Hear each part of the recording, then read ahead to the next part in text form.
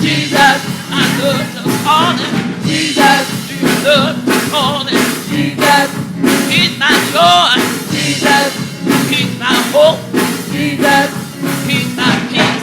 Jesus, I call him Jesus. Jesus, I call him Jesus. Jesus, I call him Jesus. Jesus, I call him Jesus. Jesus, 2 times now. Jesus, Jesus. Jesus, Jesus. Jesus, Jesus. Jesus, Jesus. Jesus, Jesus. 3 times now. Jesus, Jesus, Jesus. Jesus, Jesus, Jesus. Jesus, Jesus, Jesus. Jesus, Jesus, Jesus. Jesus, Jesus, Jesus. Jesus, Jesus, Jesus. Jesus, Jesus, Jesus. Jesus, Jesus, Jesus. Bless that wonderful name of Jesus. Well now, bless that wonderful name of the Lord. Come on, bless that wonderful name of Jesus. Jesus is the name I love.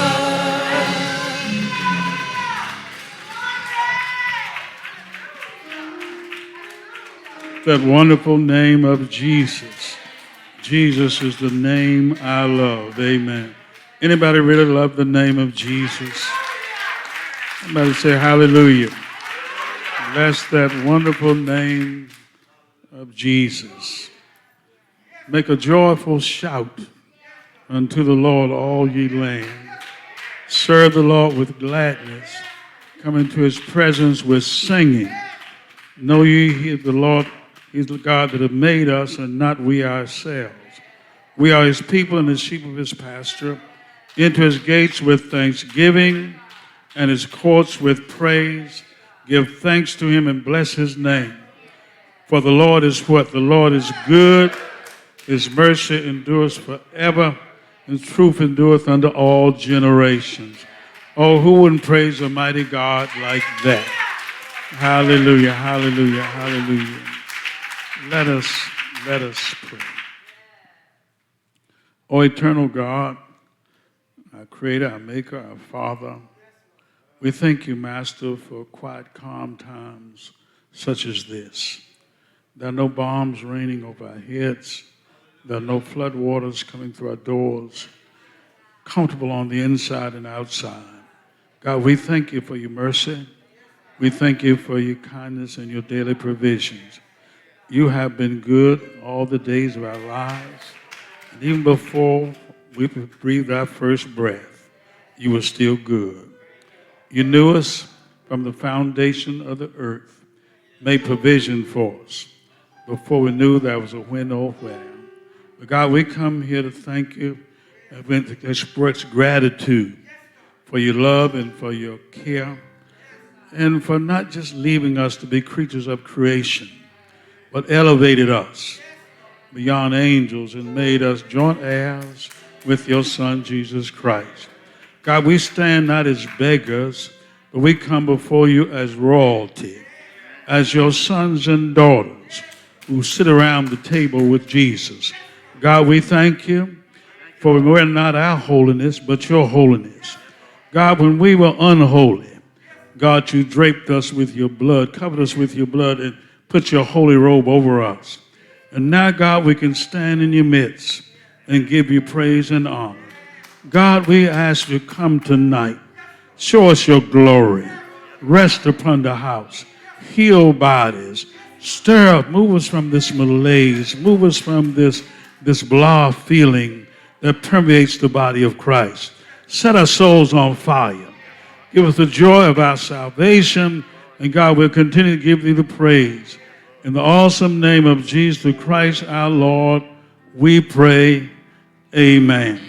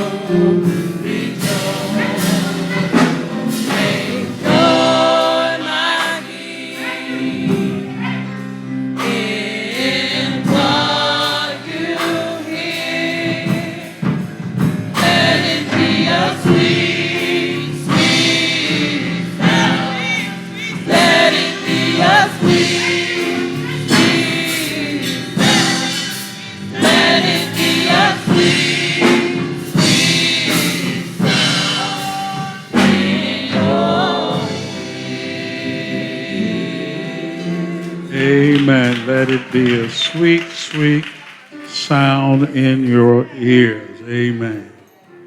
Amen. I'm just thinking about what the psalmist says. He says, enter his gates with thanksgiving and to his courts with praise. Be thankful unto him and bless his name.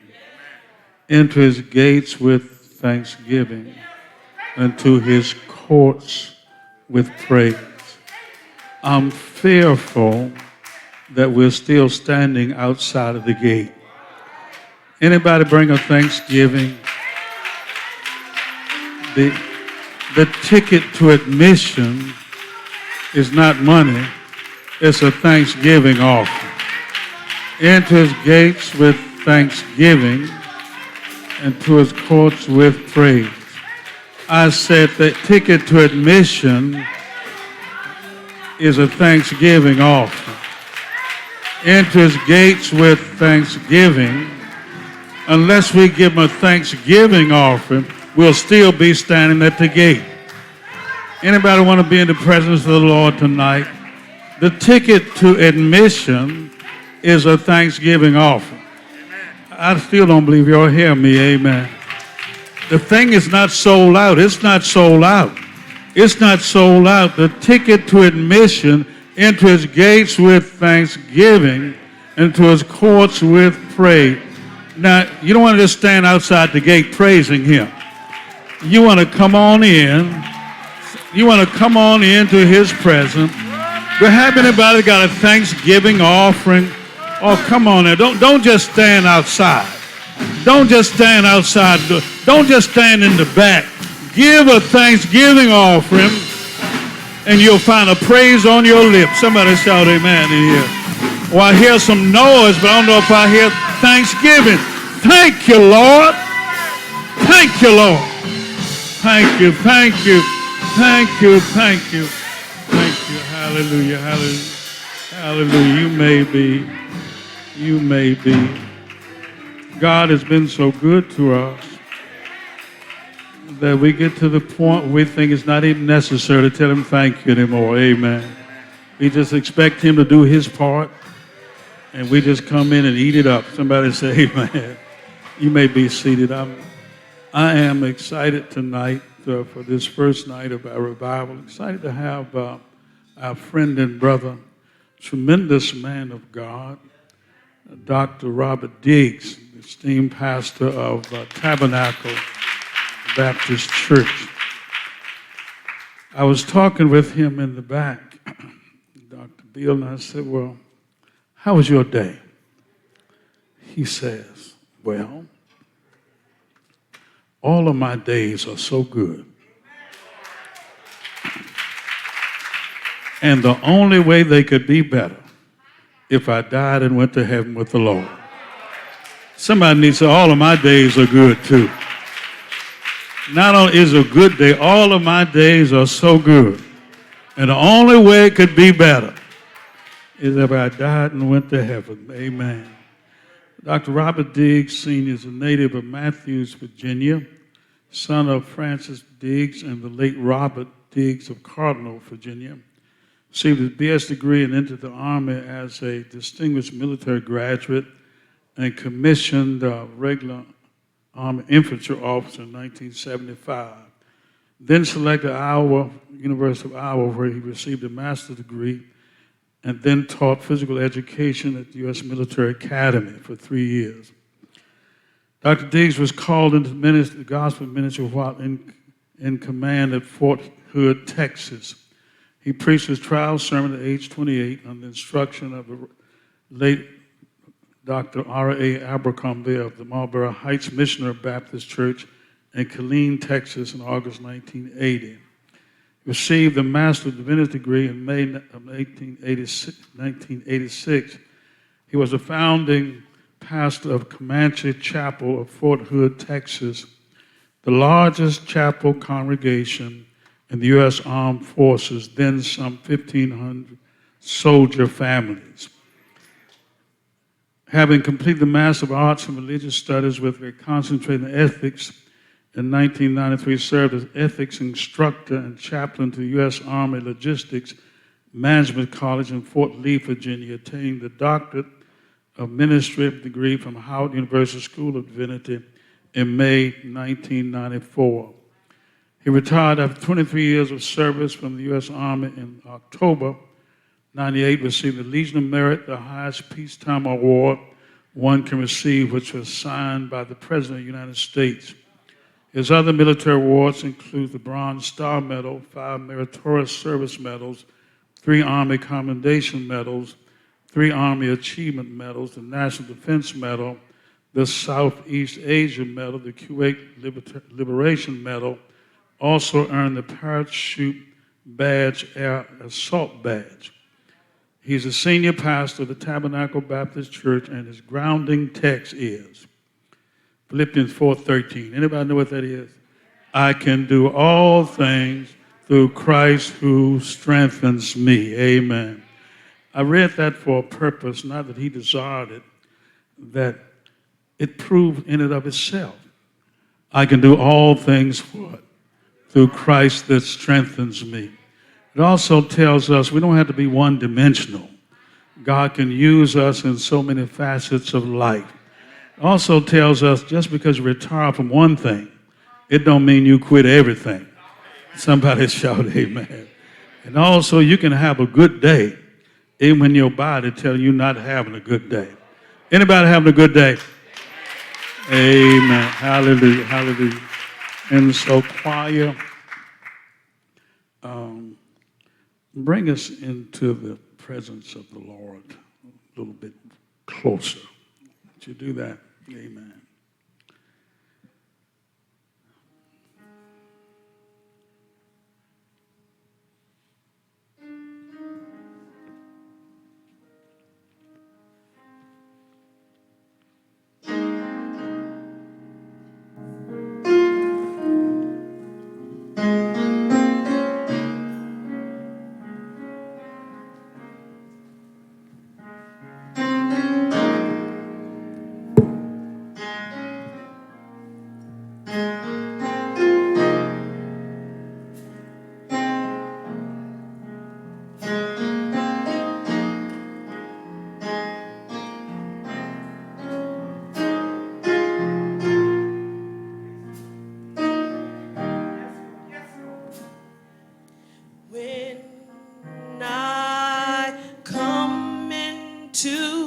His presence, I humble myself.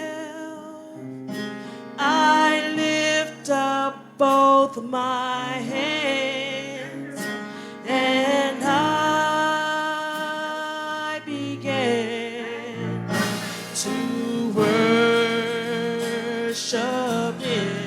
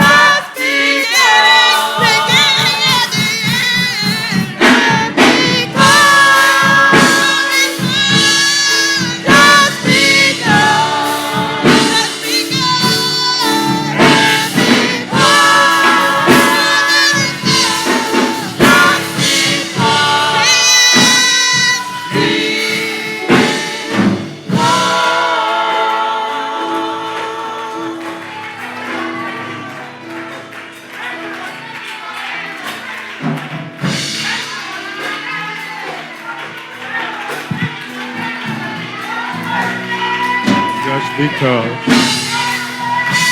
Just because. Just because. Just because. Just because. Just because. Just because I present to you Dr. Robert D.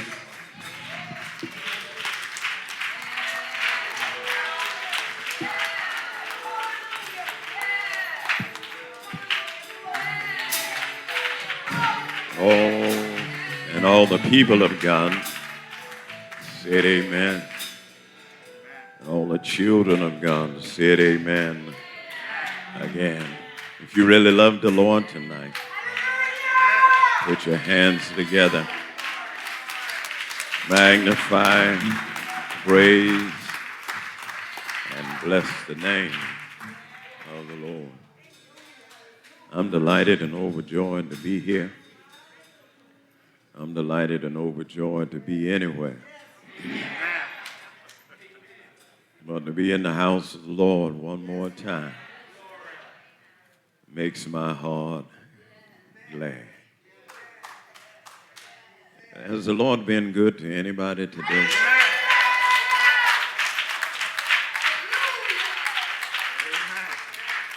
And so he is worthy to be praised. So Dr. Daniel Baltimore, set angel of this house, if you love your pastor, give God some praise for him.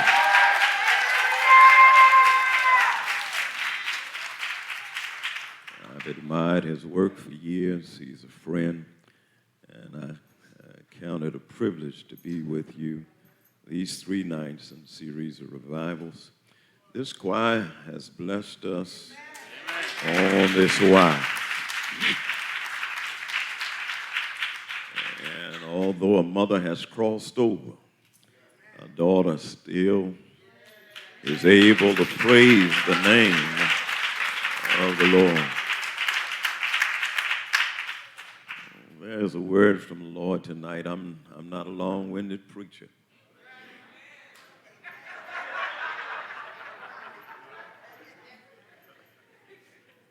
But the word has already been found for us tonight. Psalm 100, I read again in your hearing, verse 1, verse 5. Bottom line is always up front. Up front it says, make a joyful noise unto the Lord, all ye lands. Bottom line, for the Lord is good. His mercy is everlasting, and his truth endures to all generations. And because he is, make a joyful noise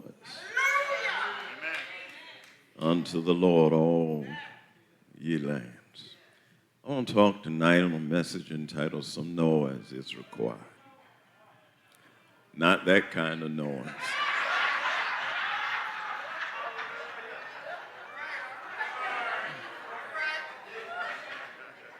But it might be Jesus calling. Some noise is required. Let us pray. Father God, we thank thee now for your word. Allow your word, an old passage that's memorized by most, to be a blessing to our hearts.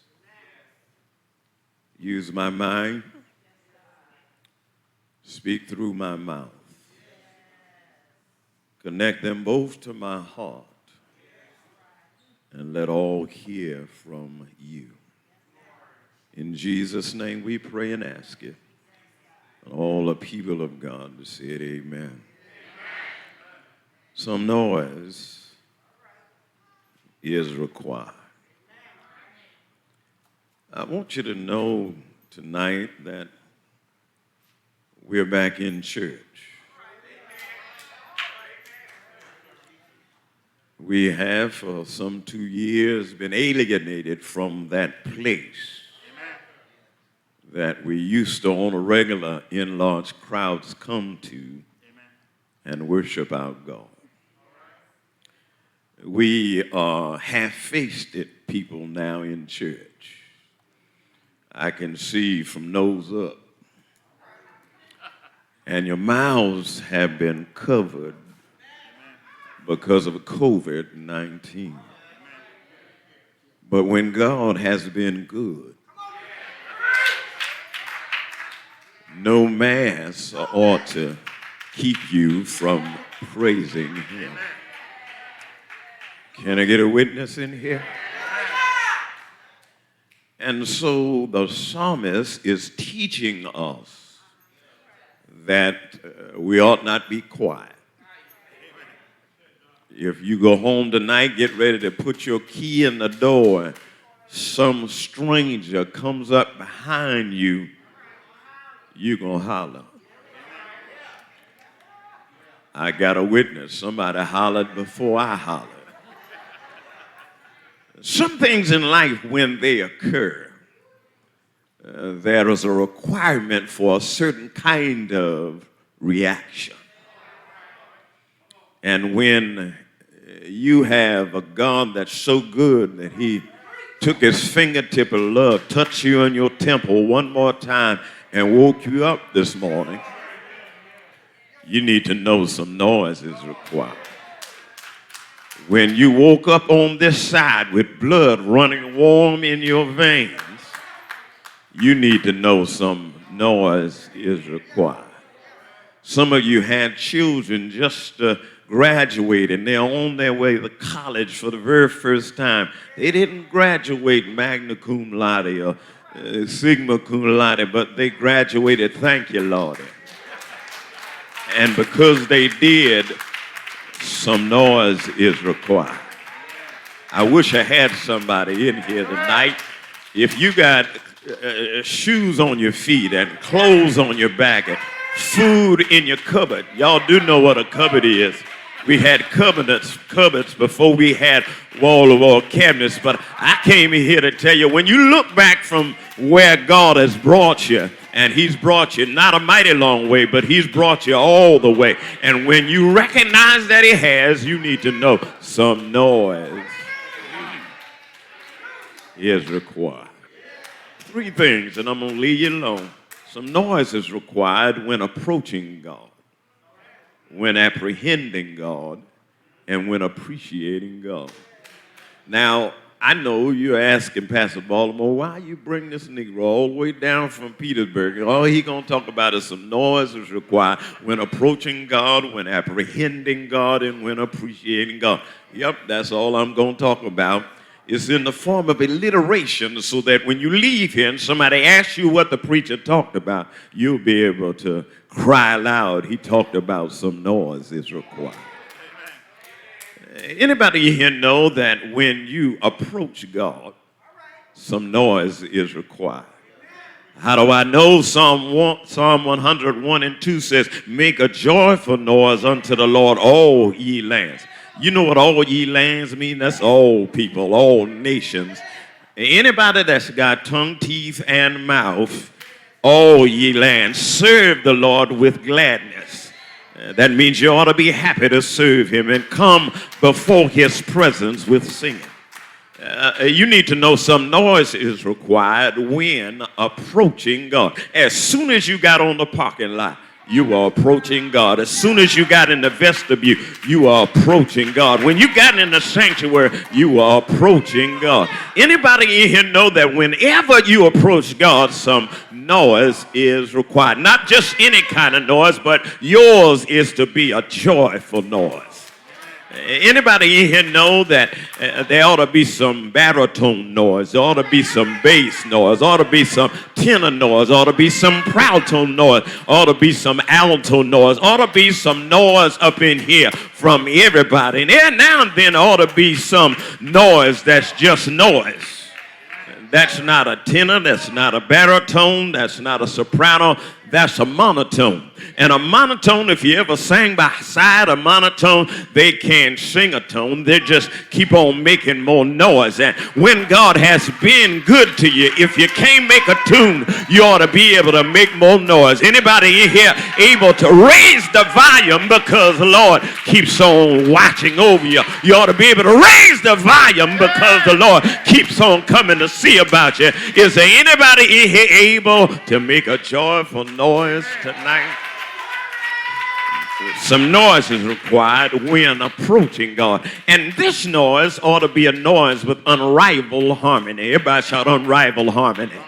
What do you mean unrivaled harmony? This noise that you make in church ought not be rivaled by any other noise that you make. You ought not go to a basketball game or a football game and make more noise on a field or around some court than you make in the house of the Lord. It ought to be with unrivaled harmony. You ought not get in an argument with your wife or with your husband or be hollering at your children and that noise be a greater noise than the noise you make up in here.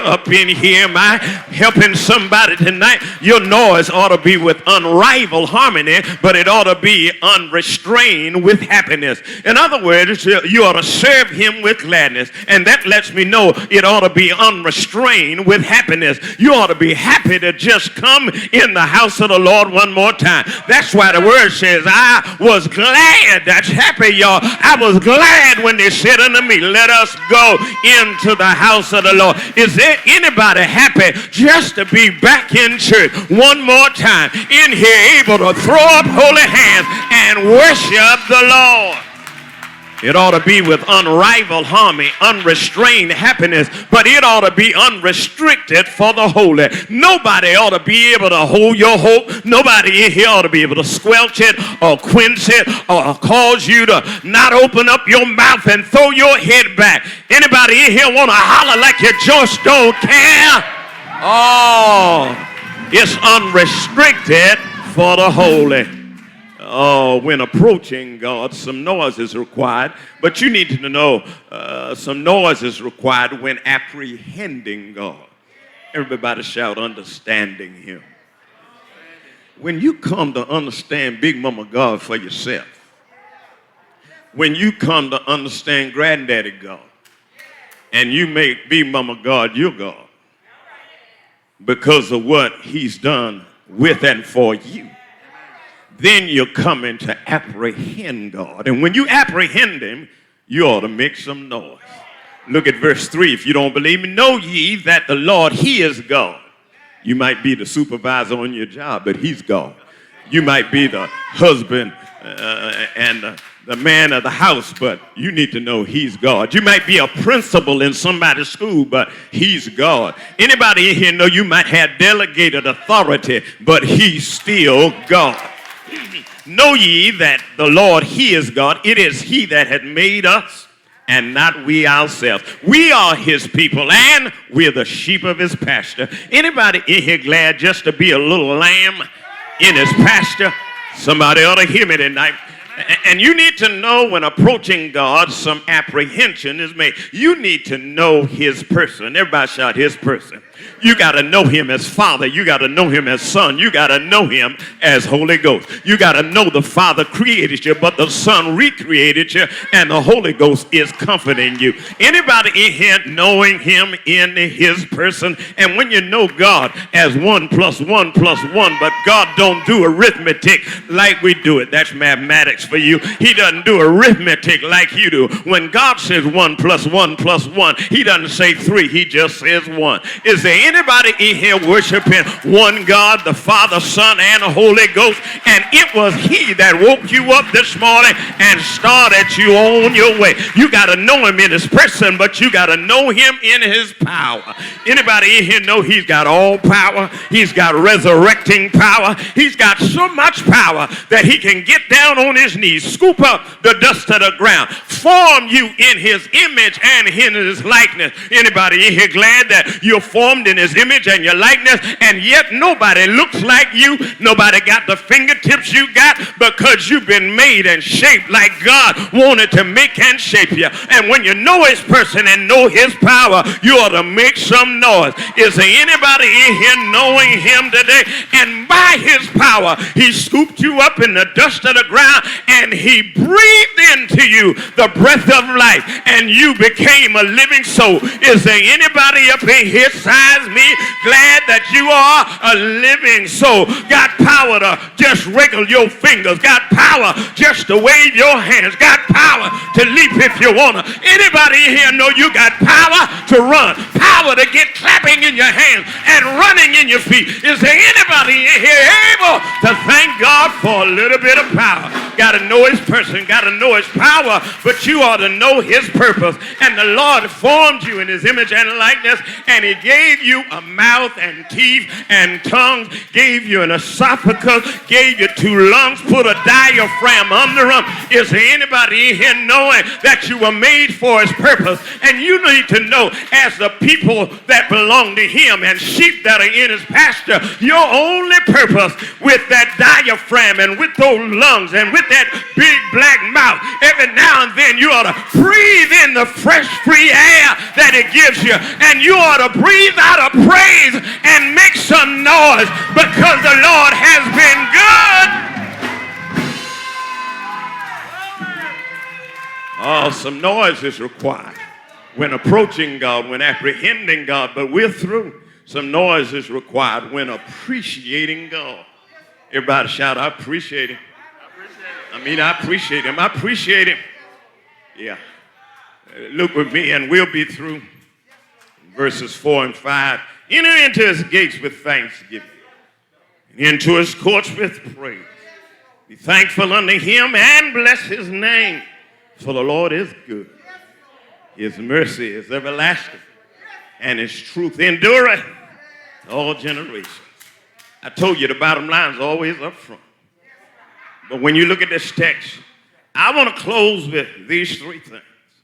Yeah, you ought to come to him thankfully. You ought to commune with him thoughtfully. And you ought to celebrate him thoroughly. Reverend, what do you mean? Well, when I look at this, David is saying, enter into his gates, how? With thanksgiving. That for me is a simple line. Come to him thankfully. When God has been mighty good to you. She wanted me to say, when God has been so good to you. Yeah, you ought to come to him thankfully. When you think about how he fed you Monday through Sunday, you ought to come to him thankfully. When you think about how he watched over you all night long, it wasn't no alarm system, wasn't no ADT. It was a God I served that allowed angels to watch over you all night long. And when you know that you know that you know that you know that you've been kept by the Lord, you ought to come to him thankfully. And when you come to him thankfully, that thankfulness ought to be with some noise. Anybody in here know you come to him thankfully, but you ought to commune with him thoughtfully. When you think on the goodness of the Lord and all that he has done for you, when your mind and your soul reminds you of the things that the Lord has done for you, every now and then you ought to commune with him thoughtfully. Is there anybody thinking on the goodness of the Lord? Anybody thinking on how the Lord healed you when you were sick? Thinking on how God saved your child, thinking about how he made a way out of nowhere.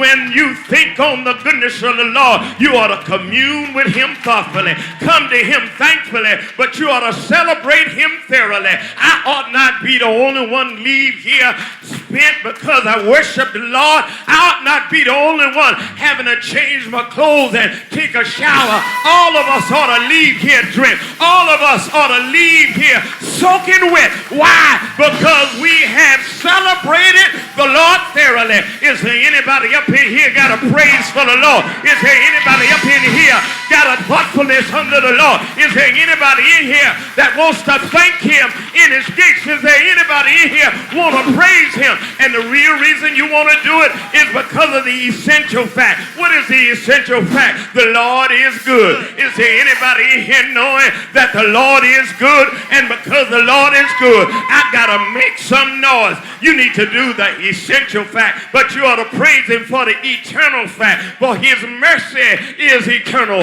Every time you turn around, the Lord gives you new mercy. Every morning you get up, the Lord provides new mercy. It's an essential fact, an eternal fact, but an enduring fact. For all generations, you need to know his truth has endured. For your grandmama and big mama, for your mama, and for you and your children and your children's children. And when the Lord's been good like that, you ought to be able to open up your mouth, throw your head back, open up your mouth, and make a joyful noise unto the Lord. Anybody want to worship him? Hold up one hand and just praise the Lord tonight. Open up your mouth and bless the name of the Lord. Anybody know him to be worthy?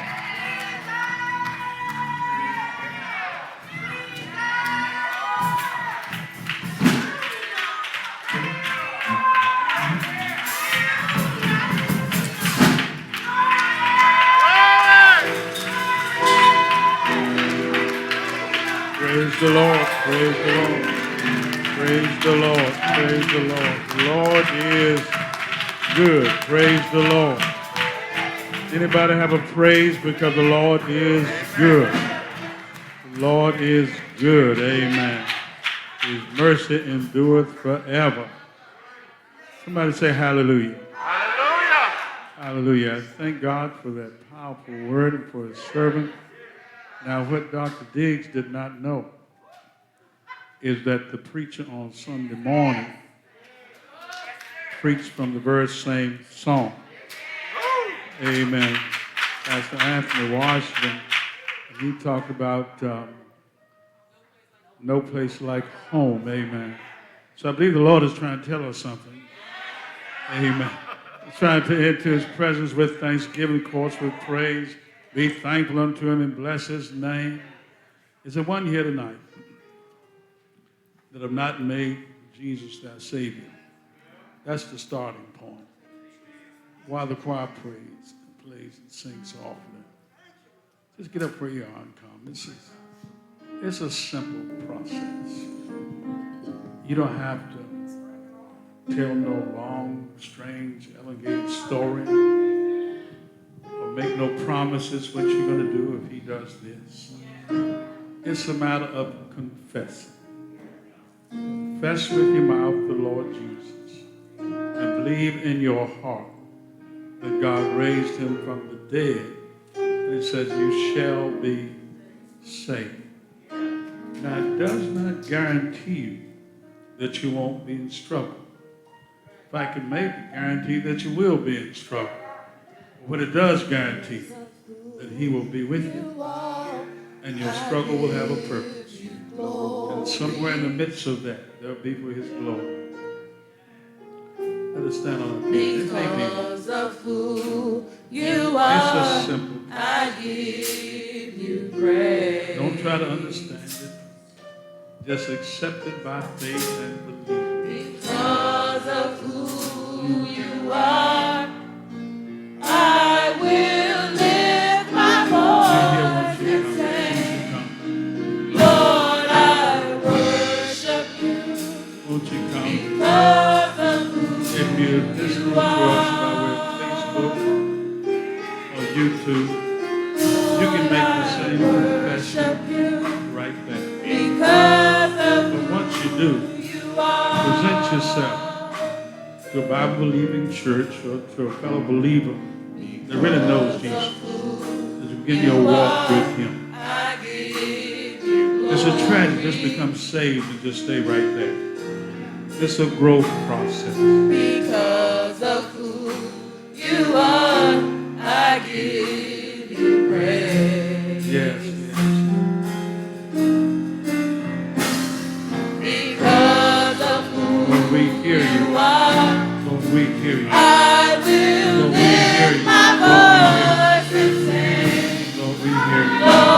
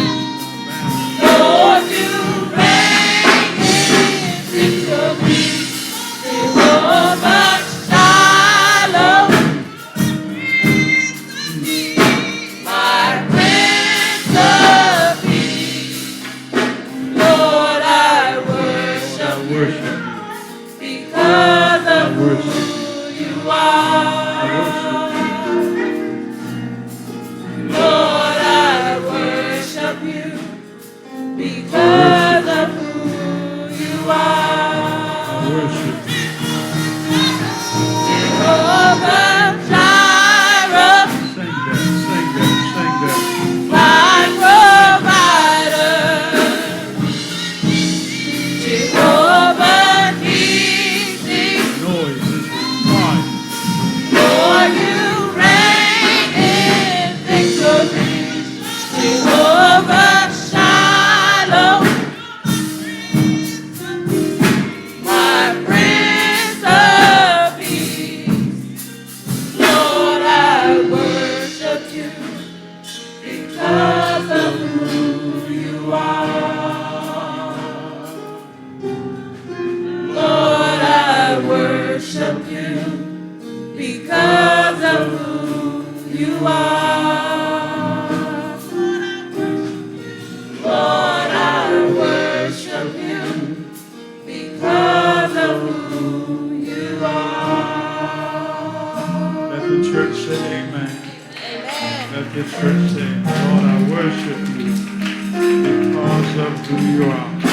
Jehovah Nissi, Jehovah Jireh, Lord, I worship you because of who you are. God bless you. God, you may be seated for a moment. Amen. We thank the Lord for the message and for the messenger. Amen. There's nothing left for us to do but to go home and read that 100th song over again and ask the Lord to open up our understanding exactly what he's speaking to this church about that particular text. God bless you. Let's give the Lord a hand clap of praise for the message and the messenger. Thank you, Dr. Biggs, for letting the Lord use you. We look forward to tomorrow night. And tell people there is room. There is room here. Amen. If you feel tight in here, there's a whole lot of room in the fellowship hall. Tell them it's room for you. Just come back tomorrow night. That the Lord may bless you. Amen. God bless you. All right. All hearts and minds are clear. We're going to give the closing words to our preacher for the week, Dr. Robert Deeds.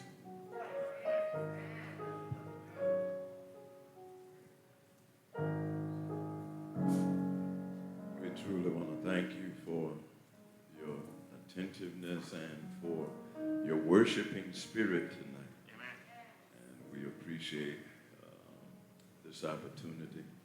Benediction will be given on Friday night. That's all right with Pastor. Amen. Might we stand on our feet? Repeat after me. Little prayer. Little power. Little power. No prayer. No prayer. No power. No power. Much prayer. Much prayer. Much power. Much power. I'm so glad Jesus lifted me. I'm so glad